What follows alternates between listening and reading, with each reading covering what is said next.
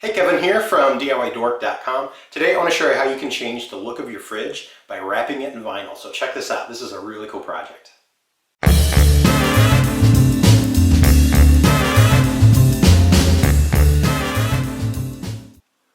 Alright, so today I want to show you how I'm going to wrap this fridge and recolor it to make it look kind of more retro and a little more interesting. Alright, so when we bought our barn house, it had an old fridge in here and we just used it till it pooped out because we didn't want to spend money on it. And ended up dying on us last year, and it wasn't staying cold, freezer wasn't staying frozen, so we ended up picking this one up at Lowe's. Alright, now someone had bought a brand new fridge and had it shipped to the store, and when it showed up they decided they didn't want to buy it, so Lowe's put it on clearance. So I think it was supposed to be like, I don't know, $1,400 or something like that, and we got it for $800. So we decided to go ahead and buy it. It's pretty cool. Now the reason we picked it up was because of the shape and the style of it.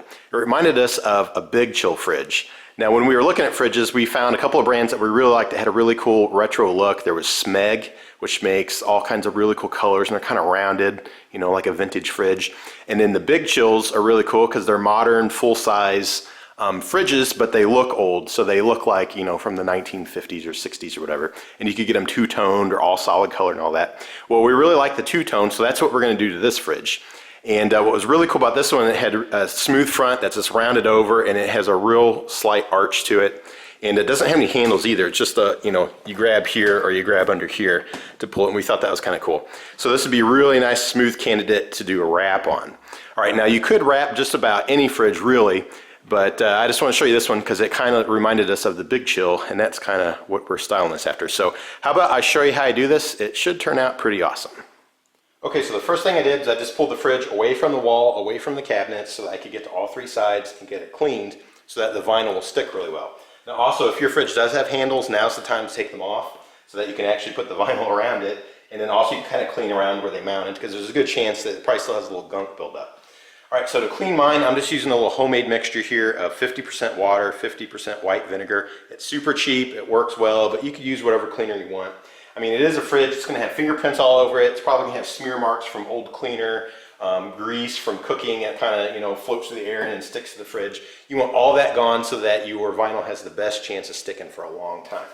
Alright, so just sprays on like normal and wipe it off, just make sure that you get all of it, okay, and maybe even let it dry after you've done it. Now another thing to be careful about is to get into all the little nooks and crannies, like right here, I have although our fridge doesn't have a handle, it does have a little divot in here, and it's a little plastic piece. And where it meets the front of the fridge, there's a little seam. So I'll make sure to get in there, that there's no, you know, gunk in there. And then also a really important spot is like where the door wraps around to the back and even like under the bottom, and then where the side wraps around here. Because that's where the vinyl is going to end. You know, you're going to actually wrap it around there so it looks nice and clean.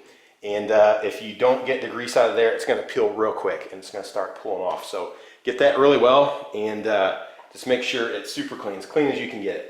All right, so then once I get all this cleaned up, I will show you the vinyl I'm going to use. I picked it off eBay really cheap, and I'll show you the color and all that, and then I'll show you how I install it. All right, so I've decided to wrap just the bottom door of the fridge and then the related height on both sides here. So let me show you measurements real quick, and that will help explain why I picked the piece of vinyl that I did.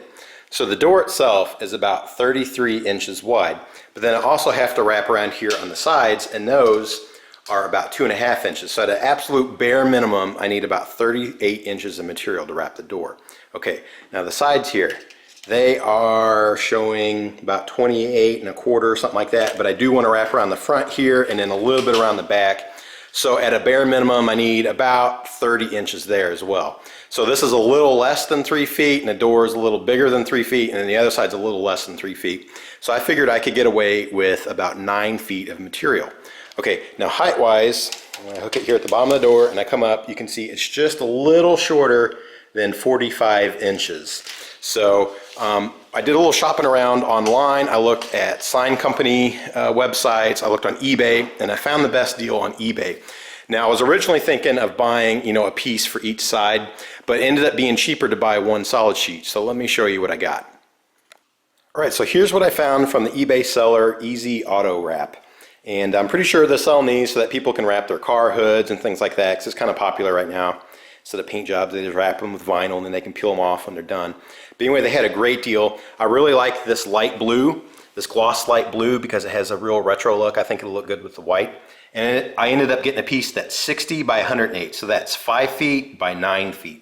Okay, so my thinking is that the 5 foot will go this way, all right, and I'll have plenty extra that'll get cut off, and then my 9 foot will work that way. And like I said, it was actually cheaper to buy the solid piece than 3 separate ones, because my 2 sides I could have gone with a pretty small size, but then to wrap that door, since it's like 38 inches, I had to get a pretty large piece of that. So it was a lot cheaper just to buy this. I think total it was just under 40 bucks, which costs more than if you're gonna like spray paint a fridge, but this is removable, so you could do it, anytime you want. And anyway, when it shipped to me, it come in this tube, and they also gave me this little squeegee right here. You can see their little, I think you can kind of see it's ezauto-wrap.com. I guess you could check out their website if you want. But anyway, this little squeegee is pretty cool because it's nice and solid, and they wrapped it with felt. Now, whenever you use hard squeegees on vinyl, sometimes they can leave marks on there, like little Mars. So this felt on there makes it a lot softer and helps glide. Okay, now I actually used to work at a couple different sign shops, so I have some leftover materials. So I recommend when you buy your vinyl, they are going to send this little one, but I recommend picking up a bigger one. So this is a little bit bigger squeegee. It's still hard, still wrapped in the felt. You can see it's well used though, so it may not slide quite as nice. And then also you could even get just a solid felt one. And I really like these, but the harder squeegees will, get bubbles out a little easier. Also, you're going to want a X-Acto knife with a really sharp blade. And then I also recommend getting a grease pencil. What's cool about this is that you can leave layout marks on the fridge to help line up the vinyl, and then when you're done, you just wipe it off with your cleaner and it comes off real easy. So now let me show you how I put it on the fridge and cut it up and all that.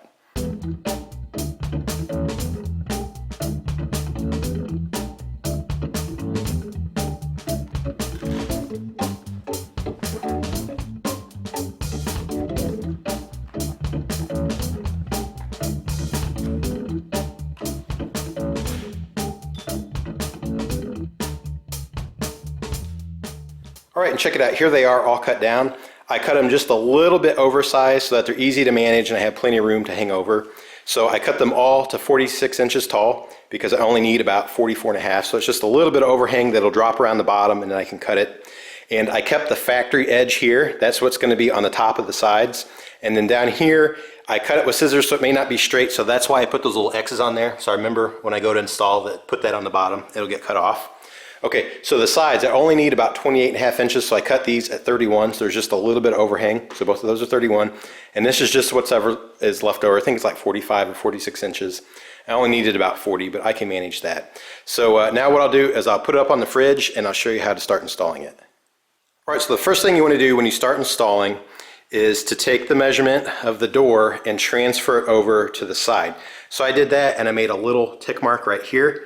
And I made one at the end, and I laid a ruler up there, and I took my grease pencil and I drew a line. Now that would be the guideline where I can put that factory straight edge right up against that, and then I'll work down.